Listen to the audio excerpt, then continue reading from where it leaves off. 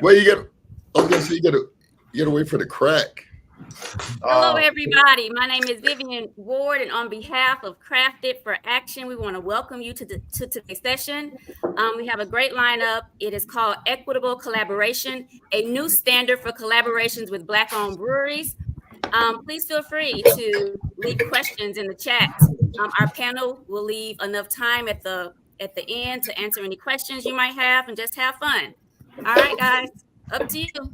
Excellent. Thank you so much, Vivian. We appreciate you and appreciate everybody for logging on. Excited to kick this conversation off. My name is Fenwick Broyard. I'm the Senior Vice President of Commercial Operations at the Creature Comforts Brewing Company down here in Athens, Georgia. It's a joy and an honor for me to be moderating this panel of what I would consider titans in our industry. The four folks we're going to be talking to here today are truly setting trends and creating new pathways for all of us by engaging in collaboration of the sort that we're going to hear a little bit about today. So we're going to start off with some introductions. I'm going to swing it around the horn. I'm not entirely sure which order to go in. I got T.O. directly to my right, so maybe we're going to kick it to you, brother. We're going to swing it around the horn. We're going to go T.O. Adam, Rob Isaiah. We're going to do name, brewery, title, and if you wouldn't mind while you're going around too, as succinctly as you can, just answer to the question why, in your opinion, equity is something that should be pursued in craft beer. Let's just start there. Let's come out the gate. Why is equity even something we should be going after? So,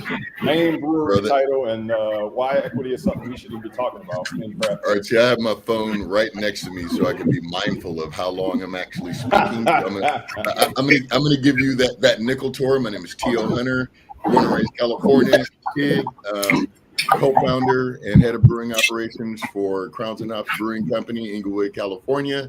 I sit on the board of the National Black Brewers Association. I am the co-founder of the 8 Trill Initiative, which is a nonprofit dedicated to achieving racial equity in craft beer. In our opinion, accomplishing racial equity in this industry is not just an effort as it would relate to people of color and Black people in this country, but ultimately the entire industry as a whole. Racial equity and accomplishing it is literally a tide that lifts all ships. And right now, I'm sure that every single major and minor beer business has on some portion of their business plan, how do we find new consumers? How do we find the most rapidly growing demographic in craft beer, and that's available in the beverage industry in general, and that is people of color. So accomplishing racial equity is, again, a tide that lifts all ships, and we're excited to have partners like you all to discuss this very important topic. Fantastic. Rob, I might jump to you, actually, because we're going to be hearing from you and T.O. together, maybe getting your answer to that question along with a brief introduction of yourself, if you wouldn't mind. Yeah, so I'm Rob Todd. I founded Allagash Brewing Company in 1995, so I've been at it for a while, almost 30 years.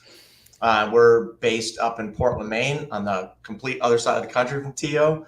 But why is equity something to be pursued in the industry? Number one, for us, that's very culturally aligned with Allagash culture. Our mission is brew with integrity and build community. And these collaborations, more equity in the industry, that's what build community is all about. So that's something all 140 Allagash employees, definitely me included, just feel very passionate about.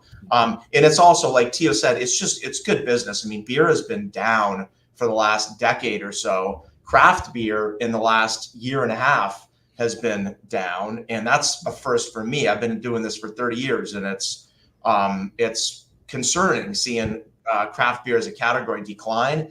And we need to bring more people into the beer fold. We need to bring more people into the craft beer fold, and that's what these collaborations do. They bring more people. We want everyone to feel welcome to this experience. Yeah. I love that you tie it to Allagash's mission. I think similarly, it's sort of tied to the creature values. Adam, I wonder if maybe we can kick it over to you for a quick intro and why is equity something we should be pursuing? Yeah, absolutely. Thanks, Fenwick. My name is Adam Beecham. I'm the founder and CEO of Creature Comforts here in Athens, Georgia. Founded in 2014. Like Fenwick said, as Rob started giving that answer, I'm like, yeah, it's pretty similar to what I have to say. But our purpose is indeed to foster human connection at Creature Comforts. I firmly believe, as do the folks that work here, that the best part of life is really connecting with people. And conversely, the worst problems in our world are caused by the lack of connection and understanding between people. And we believe like beer has a transformative power to foster that connection. And just plainly, the lack of equity in craft beer just is going to reduce connection.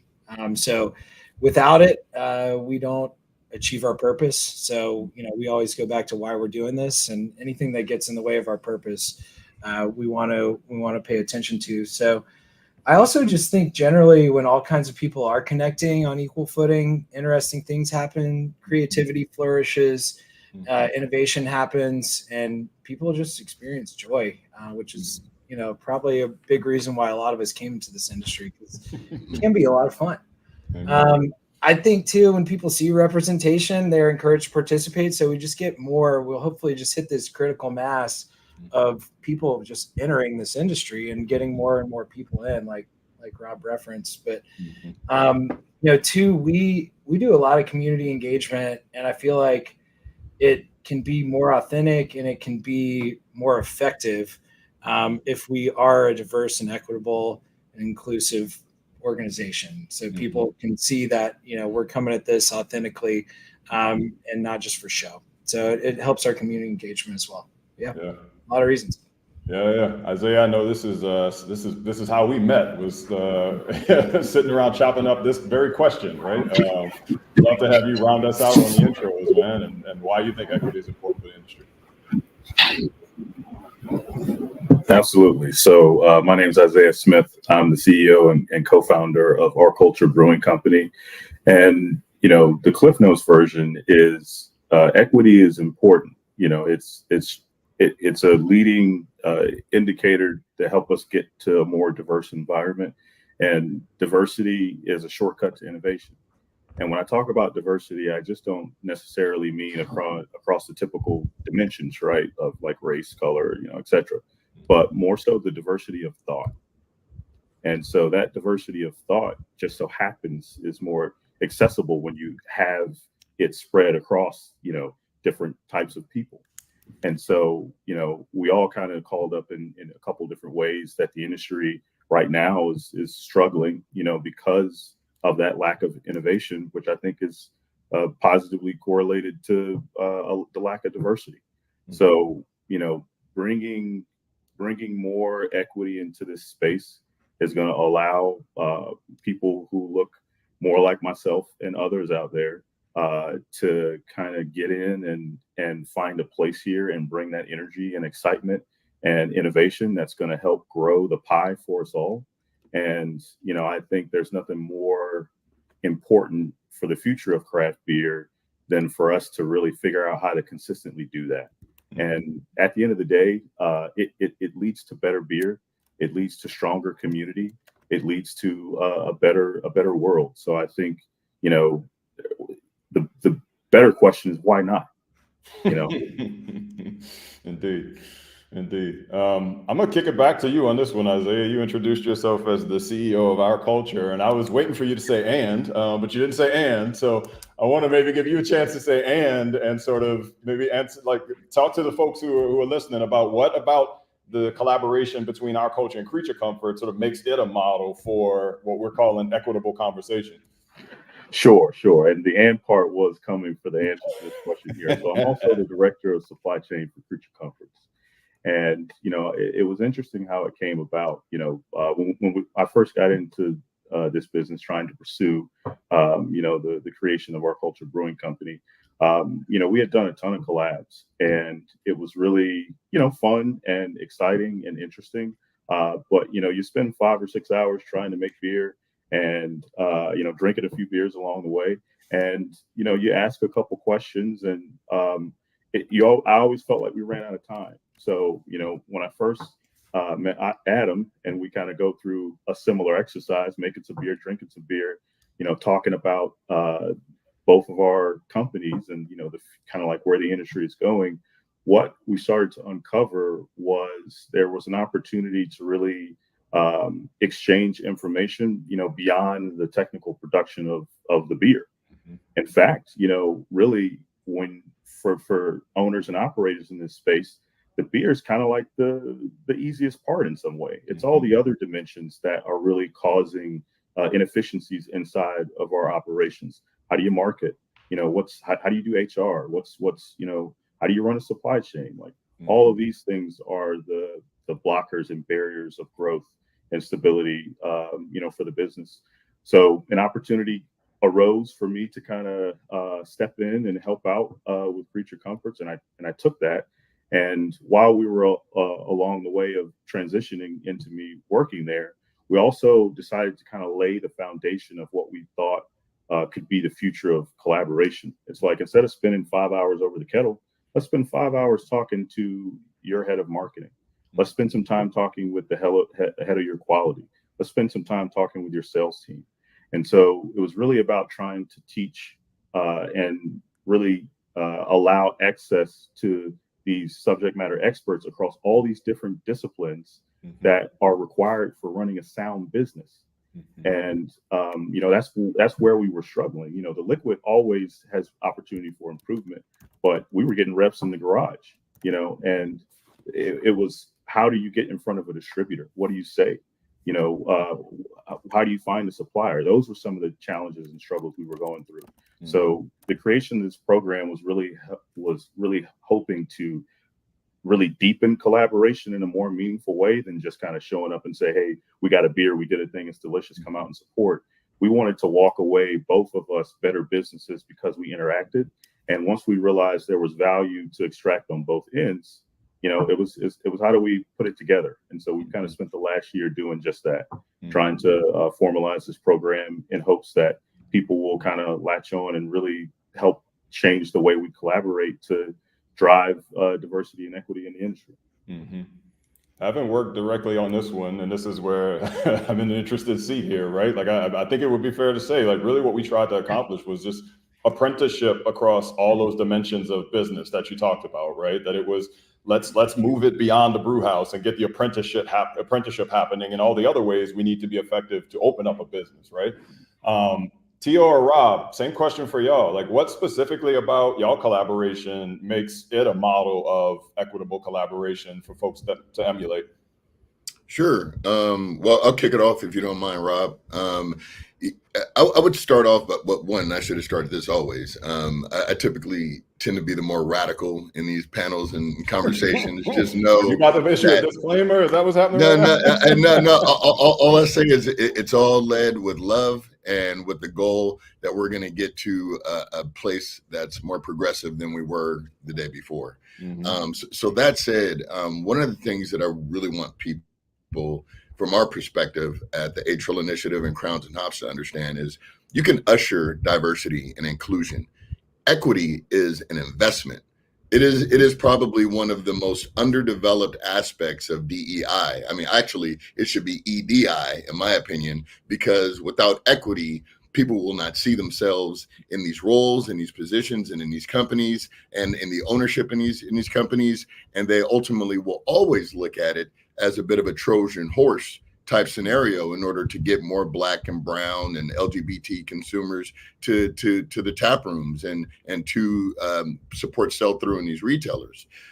So one of the things that Rob and I have been doing, we were actually in a conversation probably over almost 2 years as it related to how we wanted to work together. We met on a panel, I think in the middle of the pandemic, and then we connected afterwards, and he's like, what is this A-Trill thing? Like, it sounds interesting, like break it down for me. And that breaking down turned into like a 2-year conversation about what our goals were with the nonprofit, what our goals were as a business, because what I believe Allagash understood, just having community and integrity at the crux of who they are as an organization, they knew that any collaboration that they would do would need to be impactful.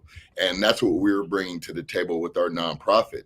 So if you just consider the fact that, we took the time to understand that, one, what we were doing was not just going to be a one-time, one bang, and that's it, and we walk away. But also, it needed to be something that had a continuity to it. And Isaiah and I, just to give a little bit more context, we had been having probably this conversation about equitable collaborations and what we needed to do to create a model that others can duplicate, whether they were Crowns and Hops, whether they were Our Culture, Creature Comfort, or Allagash. What are we doing as in terms of creating a program that can be duplicated so that no one is owning the solution, but rather those could take it and apply it and localize it to whatever those specific needs and those realities might be for Black breweries and their respective region, and breweries like Creature Comfort, like Allagash, that actually want to make an impact. So I'll pass it to Rob, but I did want to draw that correlation between the significance and the difference between equity versus inclusion and diversity. I might get you to answer a different question, Rob, if you don't mind, sort of along the same lines. I might ask you, and Adam, maybe be thinking about your answer to this one too, but recognizing that these are the collaborations that y'all are talking about here today are not run-of-the-mill collaborations for either brewery, right? Like it's not like at Creature Comforts has ever done this with anybody other than Our Culture, and Allagash has never done this with anybody other than Crown and Hops, right? So in recognizing that, from the seat that the two of you, Adam and Rob, occupy, like what are you looking for in a partner? Because there are folks listening to this right now who are the next Isaiah and the next Tio. Like there are folks listening who are trying to build an Our Culture. What are y'all looking for in partners to be able to take them along a ride like the one you just went on with Crown and Hops and Our Culture? I mean, for us, it's about like sharing knowledge and experience. I mean, we've got a really cool program to develop new beers here. So we have 140 employees. Anyone comes up with an idea for a beer, they can brew it on a little pilot system with the pilot team. And we're coming up with like 100 unique recipes every year. And, this same from a marketing, advertising perspective and how we communicate, it's very just collaborative here. But I'm telling you, like, we never would have come up with the beer we came up with when we were brewing with Crowns and Hops, and we never would have come up with like that name for a beer. We definitely wouldn't have come up with the logo on the beer. So we really look to share knowledge and experience. One of the things Tio mentioned that I really appreciated with our collaboration is you guys pushed us for sure. I mean, the original intent of the project, I think, was just to like brew a beer for Barrel and Flow. I mean, obviously get together, share knowledge and experience, enjoy our time together. And, we couldn't be more different brewery wise. I mean, we're completely on the other end of the country. We've been around for 30 years. Y'all are much newer. We're 120,000 barrel a year brewery. You guys are much smaller. And, we look for that because there are things we are going to learn, absolutely. I mean, I feel like we probably got more out of that collaboration than you guys did, just like experience wise. And, you guys really pushed us because, there was a lot going on. I think this was like 2021, 2022. There was a lot going on. We had lost a lot of business during the pandemic. And I was like, we need to keep this as simple as possible. But Tio's like, no, we're not just going to send beer to the fest. We're going to put beer in cans. And we're not just going to sell it in your local market. We're going to sell it in LA. We're going to sell it in Atlanta. And it was a really cool experience. I mean, and Rob, I was going to say also, if you don't mind me, Fenwick, just making a point. Yeah. We feel like, and this is something that Isaiah and I really spoke about, was we needed to ensure that Black-owned breweries understood that they had just as much to contribute, regardless of their barrelage, regardless of how far down the line they were with their brewery, because our culture, no pun intended, is the most driving force on the planet for even other industries. I mean, look at Beats by Dre. Before that, there was just Bose and maybe a few other speakers. Freaking Dr. Dre and Jimmy Iovine, the two of the most culturally significant individuals in music, get get involved and they have $1 billion business overnight. Well, not overnight, but I think you hear my point. Black-owned breweries need to understand that they have just as much to contribute as those that have the power and or the distribution footprint as an Allagash or Creature.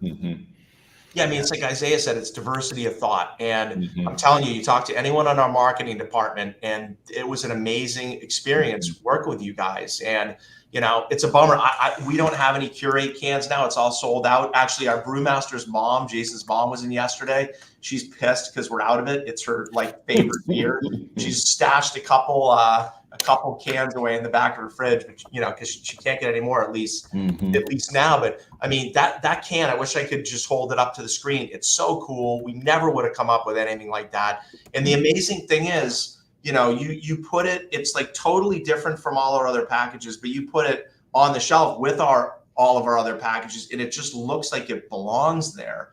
And with the beer too, we never would have thought of blending the Curio and Pils. You know, like Tio has the story. You know, Allagash Curio was one of the first beers he like stumbled into. It was the first beer that blew my mind. Yeah. I actually, the designer of the beer, just a quick story about that. The designer of the beer and I won a project for Fish, the jam band, when we were both in printing and the music industry. And I told him, I'm like, bro, let's go get some beers. And he was like, great. And I'm like, man, I'll go get some Heinekens. We get some Stellas, man. We get faded, you know. And he was like, shh. That finger is going over your lips. Shh. He was like, follow me, son. And he took me to Father's office and had them bring out this corked bottle. And I'm like, bro, I thought we were having beer. And he's like, shh. And they bust open this Allagash Curio. And I couldn't believe no one introduced it to me. But if you can imagine the full circle moment of being able to blend our atrial pills with Curio, it was truly a special moment. I'm gonna seize that little serendipity right there and pass it to Adam, because you mentioned Fish, and I don't know if you knew this about Adam, but I think you told me this story before too. I've seen like 130 something shows at this point. So I don't. You didn't get? Did you get to meet the band or? We did over phone calls and whatnot, but they were great. Believe it or not, like Fish, and I'm sure you would understand that Fish deals directly with all of their things. Yeah, well, I was already in awe of you, but now you're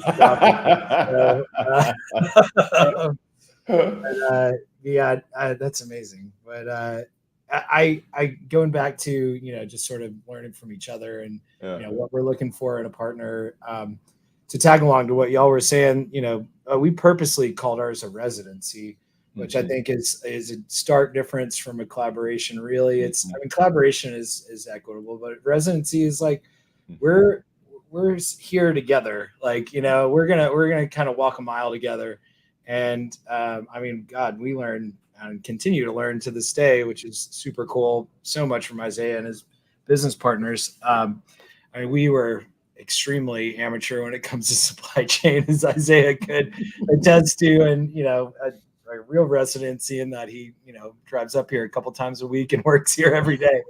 But you know, and similar to y'all, like you know, experienced a new brand that, you know, when we opened, we said we would never ever do a squash beer, and Isaiah talked us into the nearest thing to it, which was you know, sweet potato. And it was a smashing success. Like one of the things just coming out of it is, I mean, how much attention we got for the whole thing, you know, like the beer, the concept, everything. I mean, I think Isaiah was on the news like 4 times with this thing. Like, it was super cool. And like the beer turned out amazing. Seeds take up the soil. It's just something that came out of Isaiah's mouth. And I was like, dude, that's a beer name right there. I mean, I just get the beer is remarkable. The beer is remarkable. I don't mean to interrupt, Adam. That beer is fantastic. It was a labor of love, and like, I mean, Isaiah's and team was, you know, the whole march, the whole process is the cool thing about it. It's like inception, you know, marketing, art, like the whole concept of the beer, actually producing the beer. I mean, that's really the meat of what the residency like became, was like, we're actually going to bring a product to market together, not just, have a Zoom call and, come up with a recipe and then you brew it at somewhere and, maybe you go to an event. Like we marched through the whole entire thing, which was super duper cool. And I'm proud of. But I think, in terms of like what we would look for in a future, if we were to do this again, and I think our next one might honestly be with our brewery in LA, just sort of bring them along. Because they need our brewery in LA, they need some apprenticeship. So we're going to like take all those folks and like take them around the square in a very similar way for a different purpose. But, if we were to do this for racial equity again, or, just to work with another partner, I think it's, believing in their purpose and their mission, like actually fundamentally believing in like, this is a fair amount of work like together, but we're going to do this for a really good reason. I think that partner needs to have the collaborative sort of craft beer mindset. We share lots of information during these things, and not everybody's like that, so we're here for like the information share and sort of, just in finding ways that we can align and move things forward. So that's how I'd answer that. Yeah. I think you touched on it too, Adam. I mean, we talk about this all the time, Isaiah, right? I mean, it's the importance of the relationship, right? Like for the folks on the call who are wondering how they could be the next Our Culture, it's showing up with authenticity and hunger and humility, and being transparent and vulnerable about where you are and what you need to learn, and also knowing what you need to learn, right? And kind of coming in with a sense of curiosity. I mean, Our Culture helped us build the residency. It's not like Creature built a residency and invited them in. Like we did this together. And frankly, bringing Isaiah in is what made that possible. I mean, I would say an elephant in the room thing to also bring up is you have to take into account that there may be some mistrust with Black entrepreneurs and the larger white community who has ultimately been challenged with creating a more diverse and equitable industry. And a lot of conversations that I've had within the Black brewing community, it is a very, we're very passionate about being involved. We have all the attributes that you would normally recognize in the craft beer community, but there's also that sting of getting your shit jacked. No, excuse me, Jen. Sorry, I didn't mean to curse. But getting your IP jacked, getting your IP owned. When we first came out, we were dope and dank. We got a cease and desist on the word dope. Two white kids in Beverly Hills own the word dope globally, and literally have a law team that goes around to go after people that use the word for their business. And there's that we have to consider when we're putting out these initiatives, when we're putting out these programs, is that there may be sometimes an element of distrust or an element of, well, what's going to happen once we do this collaboration or work together? What happens afterwards? And I just want to put that out there because I think people should be mindful of that in the larger craft beer community, to know that trust has to be built. That trust was built between Rob and I, and it took time. Yeah, 100%. I think the same thing happened on our side. I mean, Isaiah spoke to it. Like Adam and Isaiah brewed a beer in Isaiah's garage long before we made a beer at Creature Comforts. The relationship was key, I imagine, to this even being opened up as a possibility. I want to flip it back to the two of you, and maybe I'll start with you, Isaiah. I mean, we're hearing from Rob and Adam that Creature Comforts and Allagash were both like pushed by the opportunity that was brought to them in the form of the collaboration. Like, what specifically has benefited Our Culture about this? What contribution has this partnership made to getting you further down the path you were trying to go down? Yeah, absolutely.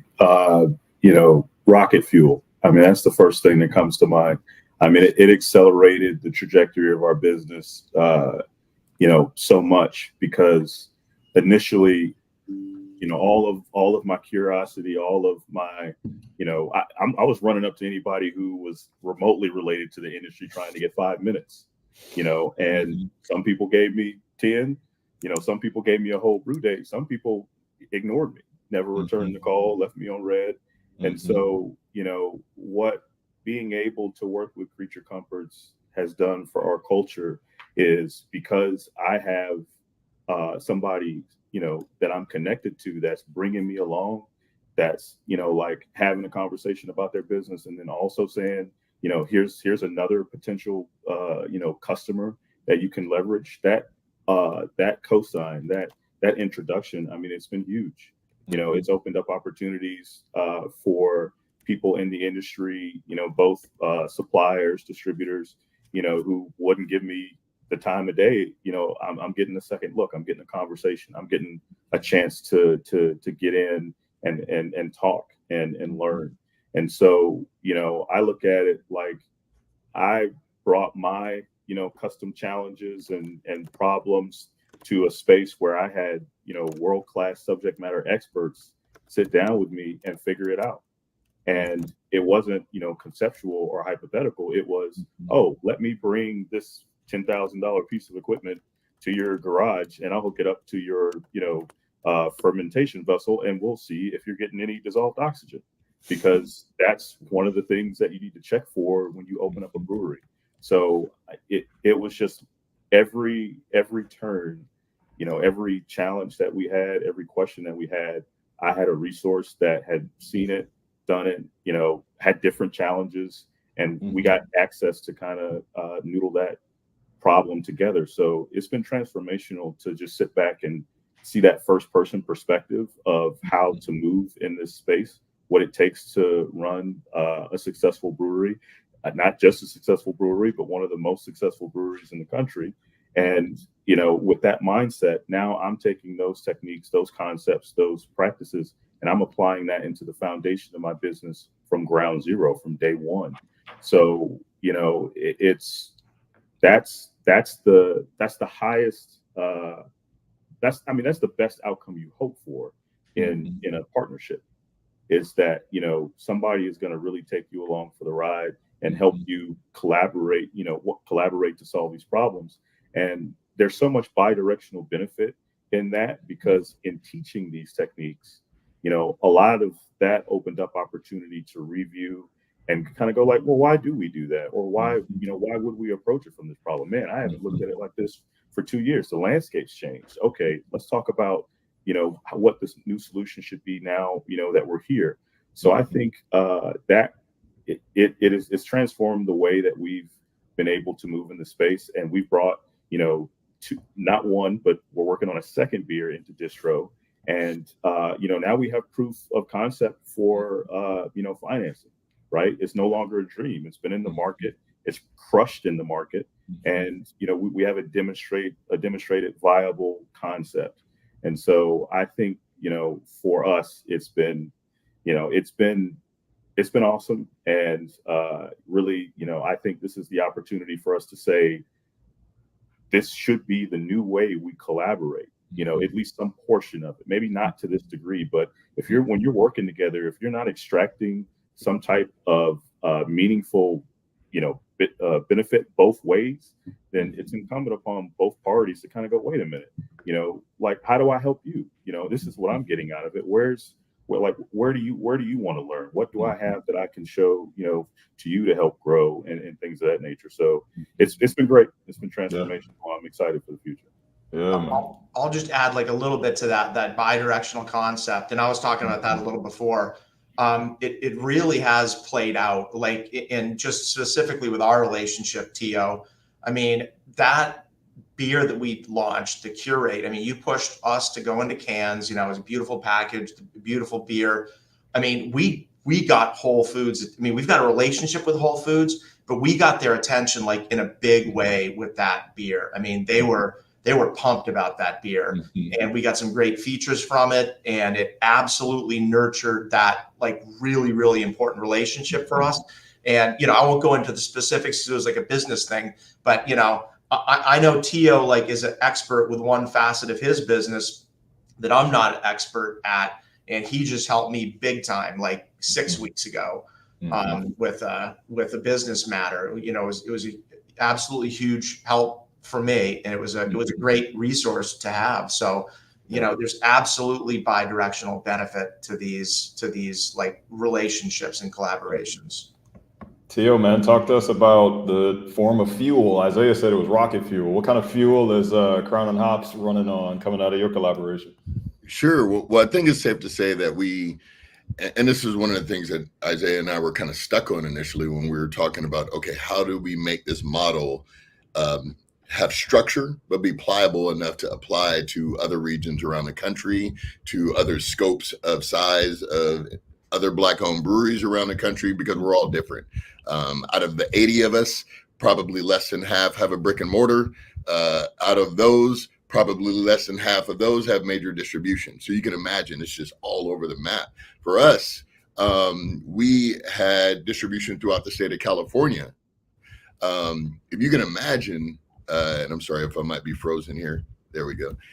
If you can imagine, when we first started, we had distribution throughout the state of California.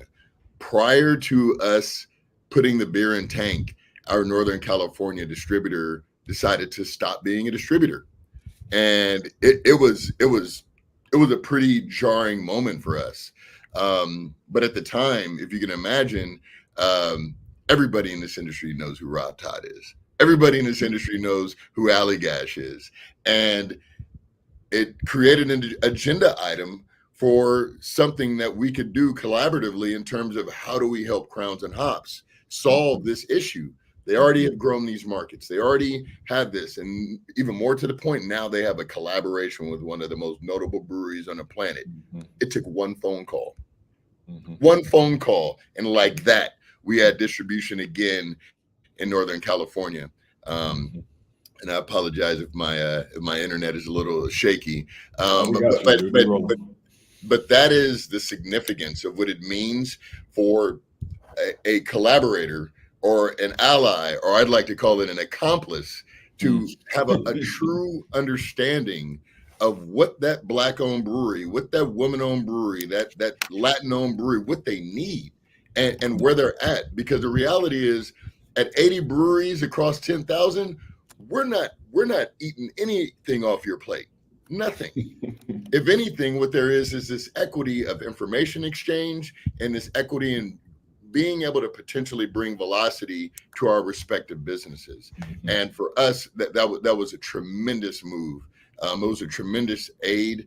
And in that, we were also able to have internal discussions on what it meant to actually have a system to work with distributors to hold them accountable, because as I'm sure Isaiah experienced, and I've even spoken to distributors in Georgia, it's almost a chicken or the egg kind of thing. If you don't have enough beer for a distributor to grab, then they're not going to grab you. If you don't have a portfolio of beers, if you don't have flagship, if you don't have the consistent cadence of producing enough, you're not getting that distributor. It was a little bit different for us, but nonetheless, it takes having an accomplice that really truly understands where your pain points are and to be open enough to be able to not only help you with the resources and information, but actually get in the car with you and do the Thelma and Louise shit. You know what I'm saying? If you can imagine me and Rob, riding down the coast, we didn't go off no cliff, but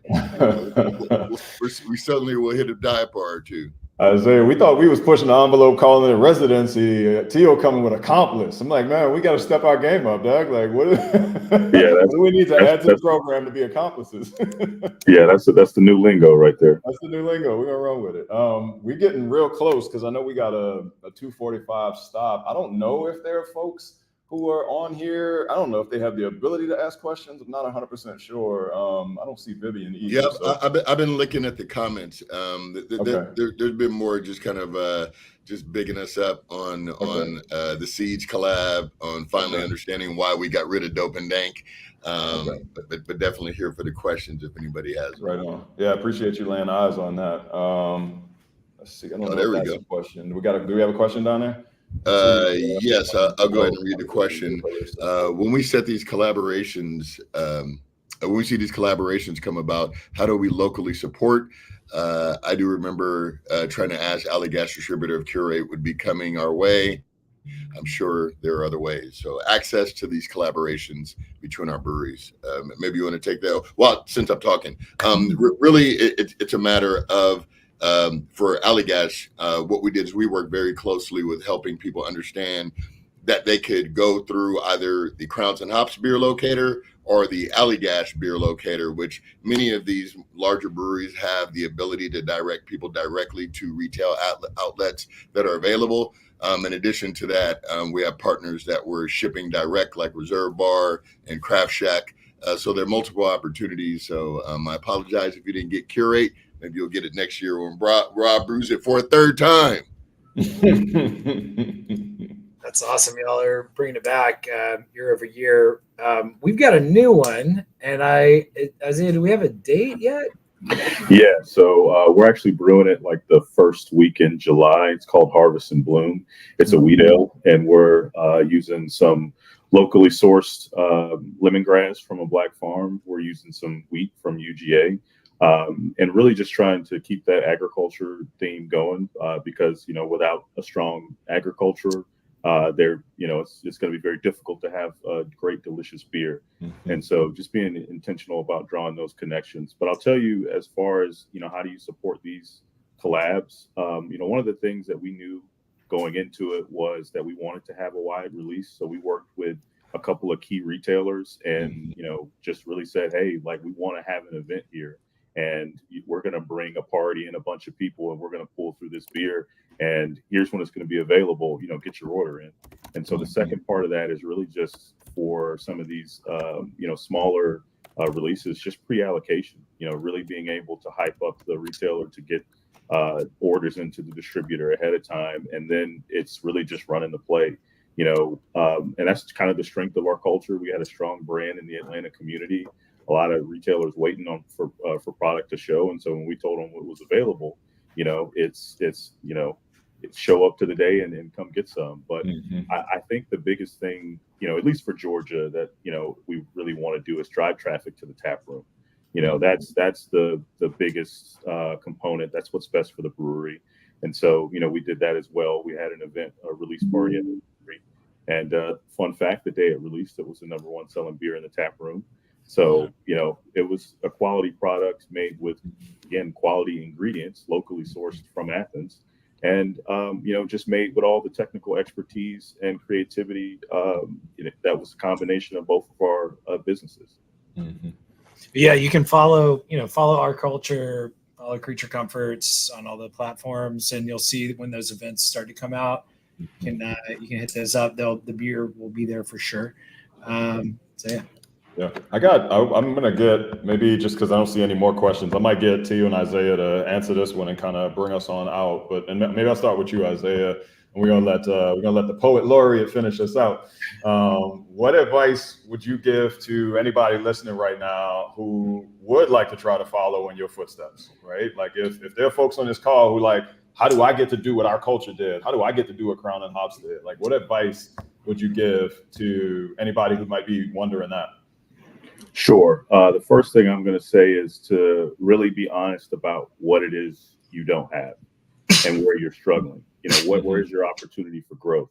Taking a radical inventory of, where you stand currently and having a really defined vision of where you're trying to go, because we came to Creature with, hey, here are the 12 things that we want to learn, right? Like when I say it was rocket fuel, we had gas in the tank. It just it was a little old, a little stale. It wasn't moving as fast or as far as we wanted to go.